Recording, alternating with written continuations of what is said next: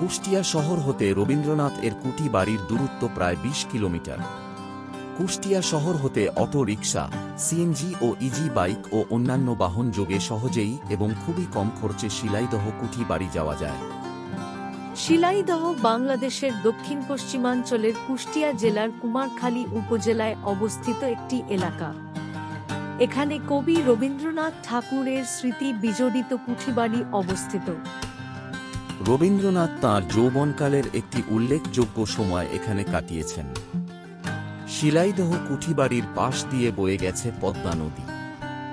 এই নদীর কোল ঘেঁষে যাওয়া গ্রামটির পূর্ব নাম খোরশেদপুর। রবীন্দ্রনাথের দাদা প্রিন্স দ্বারকানাথ ঠাকুর 1807 সালে এ অঞ্চলের জমিদারি পান। পরবর্তীতে 1889 সালে রবীন্দ্রনাথ ঠাকুর এখানে জমিদার হয়ে আসেন। এখানে তিনি 1901 সাল পর্যন্ত জমিদারি পরিচালনা করেন। এ সময় এখানে বসেই তিনি রচনা করেন তার বিখ্যাত গ্রন্থ সোনার তরী, চিত্রা, চৈতালি, গীতাঞ্জলি ইত্যাদি। এখানে রবীন্দ্রনাথের সাথে দেখা করতে এসেছেন জগদীশ চন্দ্র বসু, দ্বিজেন্দ্রলাল রায়, প্রমোদ চৌধুরী সহ আরও অনেকে। এরকম আরও ভিডিও পেতে আমাদের চ্যানেলটি সাবস্ক্রাইব করুন এবং লাইক দিয়ে পাশে থাকুন।